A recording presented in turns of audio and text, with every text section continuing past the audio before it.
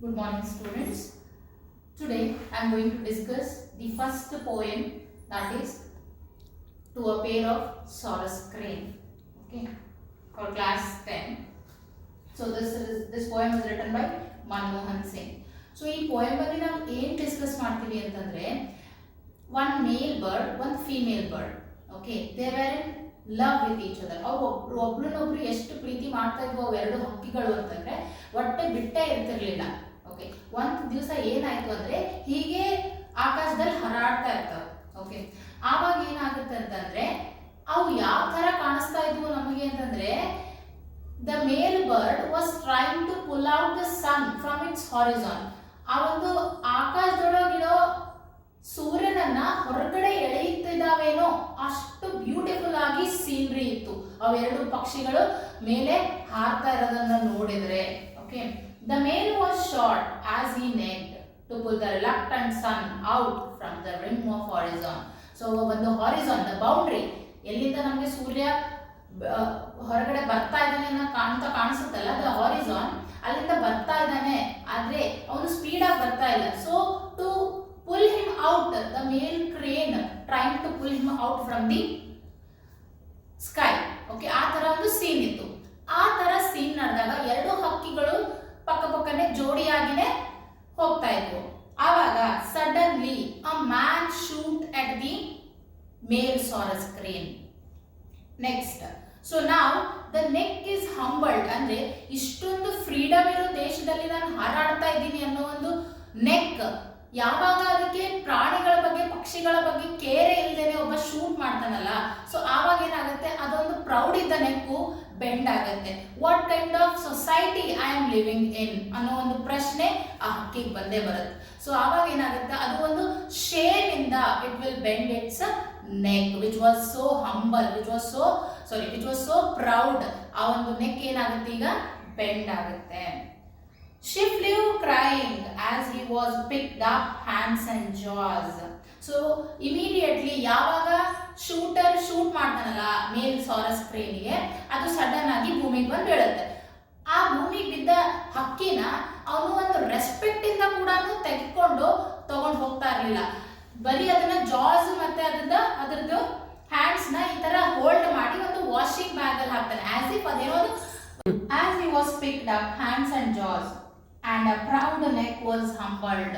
So ಯಾವಾಗ ಅವನು ಅದರದ್ದು ಒಂದು ವೇಸ್ಟ್ ಥಿಂಗ್ ಅನ್ಕೊಂಡು ಅದರದ್ದು ಕೈ ಮತ್ತೆ ಅದರದ್ದು ಜಾಸ್ ಹಿಡಿದು ಎತ್ತಿ ವಾಷಿಂಗ್ ಬ್ಯಾಗ್ ಅಲ್ಲಿ ಹಾಕ್ತಾನಲ್ಲ, ಸೊ ಅವಾಗ it's very insulting face for the sarus cranes, because the saurus crane was flying so high, so freely, so happily in such a country where it is also seeing such people who are not at all caring about the animals or birds.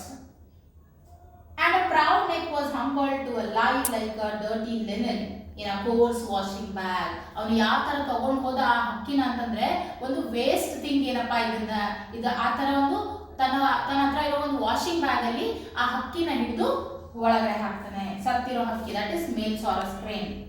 She circled the sky in movement of grace. Obviously when she lost her mate, right, ಅದು ಒಂದು ಜೀವನ ಸಾಥಿನ ಅದು ಕಳ್ಕೊಂಡಿರುತ್ತೆ ಈಗ ಹಕ್ಕಿ.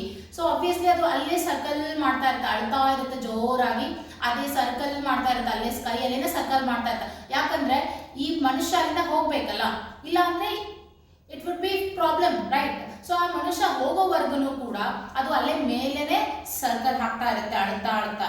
ಇನ್ the moments of grace over his disgraceful end.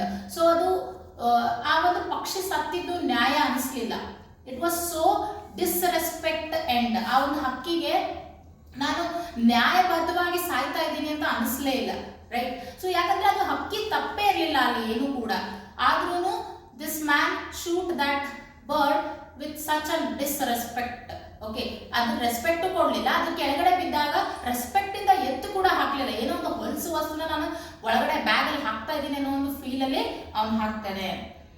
Over his disgraceful end the killers vent away and she returned. ಯಾವಾಗ ಅವನು ಆ place ಇಂದ ಹೊರಡ್ತಾನೆ ಕಿಲ್ಲರು, ಆವಾಗ ಮೇಲ್ಗಡೆ ಸರ್ಕಲ್ ಮಾಡ್ತಿರುವಂತ ಫೀಮೇಲ್ ಕ್ರೇನ್ ಅಲ್ಲ ಕೆಳಗಡೆ ಬರುತ್ತೆ. Okay, to the death scene, ಎಲ್ಲಿ ಆ ಪಕ್ಷಿ ತನ್ನ ಜೀವನ ಕಳ್ಕೊಂಡಿರುತ್ತೆ ಆ ಒಂದು ಸೀನಿಗೆ ಫೀಮೇಲ್ ಸಾರಸ್ ಕ್ರೇನ್ ಬರುತ್ತೆ. With grief that inscribed its intensity in dots and pits. So obviously ಈಗ ಯಾರಾದ್ರೂ ನಾವು ಸಪೋಸ್ ಈಗ ಯಾವುದೇ ಒಂದು ಪಕ್ಷಿ ಆಗಲಿ ಒಂದು ಮನುಷ್ಯನಾಗಲಿ ಯಾರನ್ನೇ ಕಳ್ಕೊಂಡ್ರು ಕೂಡ ಅವನು ಜೋರಾಗಿ ಅವನ ದುಃಖನ ತೋಡ್ಕೊತಾನೆ. ಇಲ್ಲಿಯೂ ಕೂಡ ಹಕ್ಕಿ ಏನ್ ಮಾಡ್ತದೆ, ಜೋರಾಗಿ ಅಳ್ತಾ ಇದೆ. ಅದ್ರ ಲ್ಯಾಂಗ್ವೇಜ್ ಅಲ್ಲಿ ಡಾಟ್ಸ್ ಅಂಡ್ ಪಿಟ್ಸ್ ಅಂತಂದ್ರೆ ನಂತರ ಮಾತು ಬರಲ್ಲ ಹಕ್ಕಿಗೆ. ಸೊ ಅದು ಏನ್ ಮಾಡ್ತದೆ, ಅದ್ರ ಲ್ಯಾಂಗ್ವೇಜ್ ಅಲ್ಲಿ ಅದ್ರ ಬಂಧುಗಳಿಗೆಲ್ಲ ಜೋರಾಗಿ ಅತ್ತು ಅದು ತನ್ನ ದುಃಖನ ತೋಡ್ಕೋತಾ ಇರುತ್ತೆ. ಏನಂದ್ರೆ ನಂದು ಮೇಲ್ ಸಾರಸ್ ಕ್ರೇನ್ ಈಗ ಉಳಿದಿಲ್ಲ ಅಂತ. Like a Morse code of bird sorrow transmitted to the air. So ಯಾವ ತರ ಅದು ಅಳ್ತಾ ಇದೆಯಲ್ಲ ಆ ಒಂದು language transmitting into the, ಆ ಲ್ಯಾಂಗ್ವೇಜ್ ನ ಬೇರೆ ಹಕ್ಕಿಗಳಿಗೆ ಅದು ಟ್ರಾನ್ಸ್ಫರ್ ಮಾಡಕ್ಕೆ it's trying to transmit in the air and it's crying so loudly. With her beak she kissed a few feathers, picked up the ones that wind had not taken away. So ಅದು ಏನ್ ಮಾಡ್ತಾ ಇದೆ, ಅದು ದುಃಖದಲ್ಲಿ ಅಲ್ಲಿ ಎಲ್ಲೆಲ್ಲಿ feathers ಬಿದ್ದಿದೆ, ಅದ್ರದ್ದು ಪುಕ್ಕ ಎಲ್ಲೆಲ್ಲಿ ಹರಿದು ಬಿದ್ದಿದೆ ಅಲ್ಲ, ಕಟ್ಟಾಗಿ ಬಿದ್ದಿದಾವಲ್ಲ, ಅದನ್ನೆಲ್ಲ ತಗೊಂಡು ಕಿಸ್ ಮಾಡ್ತಾ ಇದೆ, ಅಳ್ತಾ ಇದೆ ಜೋರಾಗಿ, ಅದ್ರದ್ದು ಬ್ಯೂಟಿಫುಲ್ ಮೂಮೆಂಟ್ಸ್ ನ ನೆನಪು ಮಾಡ್ಕೊಳ್ತಾ ಇದೆ. ಓಕೆ, ಆದ್ರೆ ಸ್ವಲ್ಪ ಫೆದರ್ಸ್ ಅಷ್ಟೇ ಅಲ್ಲಿ ಬಿದ್ದಿತ್ತು, ಉಳುಕಿದ್ದೆಲ್ಲ ಹಾರೋಗಿತ್ತು. ಯಾವ ಸ್ವಲ್ಪ ಫೆದರ್ಸ್ ಅಲ್ಲೇ ಬಿದ್ದಿತ್ತು ಅಂದ್ರೆ ಯಾವ ಫೆದರ್ಸ್ ಮೇಲೆ ಆ ಮೇಲ್ ಸಾರಸ್ ಕ್ರೇನ್ ರಕ್ತ ಹತ್ತಿರುತ್ತಲ್ಲ ಅದೇ ಫೆದರ್ಸ್ ನ ತಗೊಂಡು ಕಿಸ್ ಮಾಡಿ ಜೋರಾಗಿ ಅಳ್ತಾ ಇತ್ತು. And sat to hatch the blood stained feathers. So ಆ ಒಂದು ಏನು ಫೆದರ್ ಬಿದ್ದಿದೆಯಲ್ಲ, ರಕ್ತ ಹತ್ತಿದ್ದು ಫೆದರು, ಆ ಫೆದರ್ ನಲ್ಲಿ ಕುತ್ಕೊಂಡು ಒಂದು ಬಿಸಿ ಕೊಡ್ತಾ ಇದೆ ಆ ಹಕ್ಕಿ. ತಿರ್ಗಾ ನಾನು ಅಲ್ಲಿ ಎಗ್ಸ್ ಲೇ ಮಾಡ್ಬೋದೇನೋ, ಆ ಎಗ್ಸ್ ಇಂದ ತಿರ್ಗಾ ನನ್ನ ಮೇಟ್ ಜನ್ಮ ತಗೊಳ್ತಾನೇನು ಅನ್ನೋ ಒಂದು ಫೀಲ್ ಅಲ್ಲಿ ಆ ಒಂದು ಬ್ಲಡ್ ಸ್ಟೇನ್ಡ್ ಫೆದರ್ ಮೇಲೆ ಅದು ಕುತ್ಕೊಂಡು ಜೋರಾಗಿ ಅಳ್ತಾ ಇರುತ್ತೆ.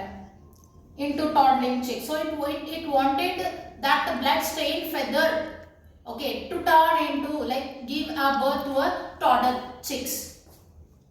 A wave of the seas she had never seen came to her from far away. So here in the last stanza we can see that the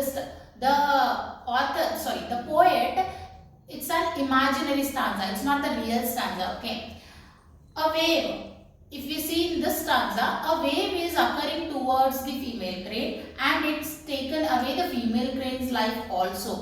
ಅಂದ್ರೆ ಒಂದು ಅಲೆಗಳು ಆ ಫಿಮೇಲ್ ಕ್ರೇನ್ ಹತ್ರ ಬರ್ತಾ ಇದೆ, ಆ ಅಲೆಗಳು ಫಿಮೇಲ್ ಕ್ರೇನ್ ಜೀವನ ಕೂಡ ತಗೊಂಡು ಹೋಗುತ್ತೆ ಅಂತ ಇಲ್ಲಿ ಹೇಳ್ತಾ ಇದ್ದಾರೆ. ಬಟ್ ಇದು imagination part. Our poet imagined like this. ಆದ್ರೆ ರಿಯಾಲಿಟಿ ಏನಂದ್ರೆ ಅದು ಜೋರಾಗಿ ಹತ್ತು ದುಃಖದಲ್ಲೇನೆ ತನ್ನ ಗಂಡನನ್ನ ಕಳ್ಕೊಂಡು ತನ್ನ ಮೇಟ್ನ ಕಳ್ಕೊಂಡಿದೆ ಅಂತ ಹೇಳಿ ಜೋರಾಗಿ ಅದೇ ದುಃಖದಲ್ಲಿ ಅದು ಕೂಡ ಪ್ರಾಣ ಬಿಟ್ಬಿಡುತ್ತೆ. And carried her to him. So ಆ ವೇವ್ ಒಂದು ಬಂದು ಜೋರಾಗಿ ಅಲೆ ಬಂದು ಆ ಫಿಮೇಲ್ ಕ್ರೇನ್ ಪ್ರಾಣ ಕೂಡ ತೆಗೆದು ಎಲ್ಲಿಗೆ ಹೋಗಿ ಸೇರಿಸುತ್ತೆ, ಮೇಲ್ ಕ್ರೇನ್. ಆಲ್ರೆಡಿ ಮೇಲ್ ಕ್ರೇನ್ ಸತ್ ಹೋಗಿದೆ, ರೈಟ್? ಸೊ ಅದ್ರ ಹತ್ರ ಹೋಗಿ ಇದ್ರ ಜೀವನ ಸೇರಿಸುತ್ತೆ. She went away beyond human words, beyond the legends and fables of human love. So ಇದನ್ನ ಈ ಪ್ರೀತಿ ನೋಡಿದ್ರೆ, ಈ ಪ್ರೀತಿ ನಾವು ಕಂಪೇರ್ ಮಾಡಕ್ಕೆ ಸಾಧ್ಯ ಇಲ್ಲ. ಅಂತ ಒಂದು ಪ್ರೀತಿ ಮನುಷ್ಯತ್ವಕ್ಕಿಂತ ಮೇಲಾಗಿದ್ದು, ಮನುಷ್ಯರ ಪ್ರೀತಿಗಿಂತಲೂ ಹೆಚ್ಚಾಗಿದ್ದು ನಾವಿಲ್ಲಿ ಈ ಪೋಯಮ್ ಎರಡು ಹಕ್ಕಿಗಳ ಮಧ್ಯೆ ನಾವು ನೋಡ್ಬೋದು. ಬಿಕಾಸ್ ಅದು ಕೂಡ ಯಾವಾಗ ತನ್ನ ಮೇಟ್ನ ಕಳ್ಕೊಳ್ಳುತ್ತೆ, ಬದುಕಬೇಕು ಅನ್ನೋ ಒಂದು ಆಸೆ ಕೂಡ ಫಿಮೇಲ್ ಕ್ರೇನಿಗೆ ಇರೋದಿಲ್ಲ. So that's why it will also lose its life in the sadness and ಆ ದುಃಖದಲ್ಲೇ ಅದು ಲೈಫ್ ಕೂಡ ಅದು ಕಳ್ಕೊಳ್ಳುತ್ತೆ. So that's why it's beyond. ಅದು ಎಕ್ಸ್ಪ್ರೆಸ್ ಮಾಡೋಕ್ಕೂ ಕೂಡ ಆಗೋದಿಲ್ಲ. ನಾವು ಅವು ಒಂದಕ್ಕೊಂದು ಎಷ್ಟು ಲವ್ ಮಾಡ್ತವೆ, ಒಂದಕ್ಕೊಂದು ಬಿಟ್ಟು ಇರೋದೇ ಆಗದಷ್ಟು ಪ್ರೀತಿ ಮಾಡ್ತವೆ ಅಂತ ನಾವು ಎಕ್ಸ್ಪ್ರೆಸ್ ಮಾಡೋಕ್ಕಾಗಲ್ಲ ಬಾಯಲ್ಲಿ, ಅಷ್ಟೊಂದು ಪ್ರೀತಿ ಮಾಡ್ತಾ ಇದ್ವು. ಸೊ ಹಾಗಾಗಿ ಎರಡು ಹಕ್ಕಿಗಳು ಕೂಡ they will lose their life. So ಇಲ್ಲಿ ನಾನು ಮಾರ್ಕ್ಸ್ ಯಾವ ತರ ಕ್ವಶನ್ಸ್ ಕೇಳ್ತಾರೆ ಅಂದ್ರೆ, if I talk, so you will get 1 mark.